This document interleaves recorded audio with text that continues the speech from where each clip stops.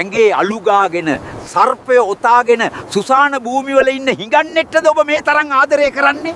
පාර්වතී දේවියගේ උප්පත්ති කතාවේ එක් ජනප්‍රවාදයක්. දුර ඈත අතීතේ තම ආදරණීය බිරිඳ වූ සති දේවියගේ අකල් මරණයෙන් පසුව ශිව දෙවියන් දැඩිසේ කම්පනයට පත් වුණා. සියලු ලෞකික බැඳීම් අත්හැර දැමූ එතුමා හිමාලයේ කෛලාස පර්වතයේ මුදුනේ වසර දහස් ගණනක් පුරා මහා භාවනාවක නිමග්න වුණා. ශිව දෙවියන් භාවනා කරන මේ කාලයේදී තාරකාසුර නම් වූ අතිශය බලවත් සහ කුරිරු අසුරයෙක් යක්ෂයෙක් ලෝකය ආක්‍රමණය කළා. ඔහුට විශ්වයේ මැවුම් කර වූ බ්‍රහ්ම දෙවියන්ගෙන් අපූරු වරමක් ලැබී තිබුණා. එනම් ඔහුව විනාශ කළ හැක්කේ ශිව දෙවියන්ගේ පුත්‍රයෙකුට පමණක් බවයි. මාව මරන්න පුතෙක් කොහෙන්ද? මමයි දැන් මුළු විශ්වයේම රජු. තාරකාසුරගේ මේ භීෂණය දරාගත නොහැකි වූ අනෙකුත් දෙවිවරු විශ්වයේ මහා මාතාව වූ ආදි පරාශක්ති මෑණියන් වෙත ගොස් කන්නලව් කළා. දෙවිවරුන්ගේ ඉල්ලීමට සවන් දුන් පරාශක්ති මෑණියන් ශිව දෙවියන්ව භාවනාවෙන් අවදි කර ඔහුගේ බිරිඳ වීමට නැවත වරක් මනුෂ්‍ය ලෝකයේ උපත ලැබීමට තීරණය කළා. ඒ අනුව හිමාල පර්වතයට අධිපති වූ හිමවාන් රජුට සහ මේනාවතී බිසවට දාව අතිශය රූමත් දියණියක් උපත ලැබුවා. පර්වත රජුගේ දියණිය වූ නිසා ඇය පාර්වතී නම් වුණා. ඇය එන්නෙන්නම රූමත් කුමරියක් ලෙස හැදී වැඩුණා. කුඩා කාලයේ පටන්ම පාර්වතී කුමරියගේ සිතේ ශිව දෙවියන් කෙරෙහි තිබුණේ කිසිවෙකුටත් තීරුම් ගත නොහැකි පුදුමාකාර ආදරයක් සහ භක්තියක්.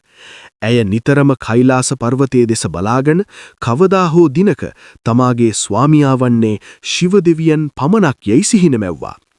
මේ අතර තාරකාසුරගේ විනාශය දරාගත නොහැකි වූ දෙවිවරු ශිව දෙවියන්ගේ භාවනාව බිඳ ඔහුව පාර්වතී කුමරිය වෙත ආකර්ෂණය කිරීමට තීරණය කළා. ඒ සඳහා ඔවුන් යවුවේ ආදරයට අධිපති වූ කාමදේව දෙවියන් වයි.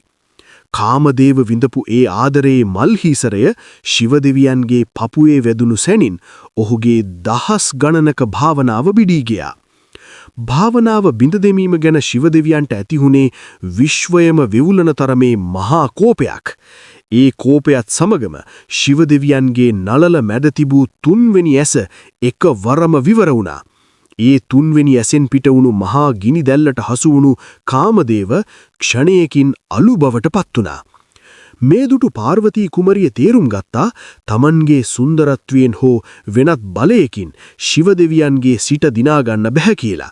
මාගේ ස්වාමීනි, මගේ රූපයෙන් ඔබව දිනන්න බෑ. මම මගේ මුළු ආත්මයම ඔබට පූජා කරනවා. ඇයට අවශ්‍ය වුණේ තමන්ගේ රූපය නෙවෙයි, තමන්ගේ ආත්මයේ භක්තිය එතුමාට පෙන්වන්නයි. ගෞරි ශිඛරය නම් වූ අතිශය කටුක පර්වතයකට ගිය ඇය ශිව දෙවියන් වෙනුවෙන් ඝෝර තපසක් මහා භාවනාවක් ආරම්භ කළා. පළමු වසර කිහිපයේදී ඇය ආහාරයට ගත්තේ කැලේ තිබුණු පළතුරු සහ කොළ වර්ග පමණයි. නමුත් කල්යත්ම ඇය ඒ කොළ වර්ග කෑම පවා සම්පූර්ණයෙන්ම නතර කළා. ඒ නිසා ඇයට අපර්ණා කොළයක්වත් නොකන කියන නම පැටබැඳුණා. දැඩි හිරු රශ්මිය, මහා වර්ෂාව සහ මිදෙන තරමේ සීතල හිම කුණාටු මැද ඇය එක කකුලකින් හිටගෙන අවුරුදු දහස් ගණනක් තපස් රැක්කා. ඇගේ මේ අතිශය දරුණු කැපවීම නිසා ඇගේ සිරුරෙන් මුළු විශ්වයම රත් කරන මහා ආධ්‍යාත්මික ආලෝකයක් නිකුත් වෙන්න පටන් ගත්තා. මේ තපසේ බලයට මුළු ලෝකයම වෙවුලන්න ගත්තා. අවසානයේදී ශිව දෙවියන්ට පවා ඇගේ මේ අපිරිමිත භක්තිය නොදැනී හිටිය නැහැ. නමුත් ඇයව පිළිගන්න කලින් ඇගේ ආදරය ඇත්තටම කොච්චර ශක්තිමත්ද කියලා බලන්න ශිව දෙවියන් තීරණය කළා.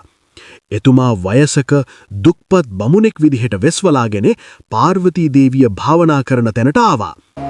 දරුවා, ඔබ මේ තරම් දුක් විඳින්නේ කවුරු වෙනුවෙන්ද? තමන් මේ සියල්ල කරන්නේ ශිව දෙවියන් වෙනුවෙන් බව පාර්වතී දේවිය ඉතාමත් ආඩම්බරෙන් කිව්වා. මම මාගේ ආත්මය පූජා කළේ කෛලාශයේ අධිපති ශිව දෙවියන්ටයි. ඒ වෙලාවේ මේ වයසක බබුණා ශිව දෙවියන්ට අපහාස කරන්න පටන් ගත්තා. ඇඟේ අලුගාගෙන සර්පය ඔතාගෙන සුසාන භූමිවල ඉන්න හිඟන්නෙට්ටද ඔබ මේ තරම් ආදරය කරන්නේ? තමන්ගේ ප්‍රාණයටත් වඩා ආදරය කරන ස්වාමියාට කළ මේ අපහසය පාර්වතී දේවියට කිසිසේක්ම දරාගන්න බැරි වුණා. කට වහගන්න. මගේ ස්වාමියාගේ මහා ගුණ දැනගන්න තරම් ඔබ වගේ මෝඩෙක්ට මොලයක් නැහැ. ඇය යන්න හැරුණු ඒ මොහොතේම එක වරම බමුණා අතුරුදහන් වෙලා එතනින් මහා ආලෝකයක් මතු වුණා.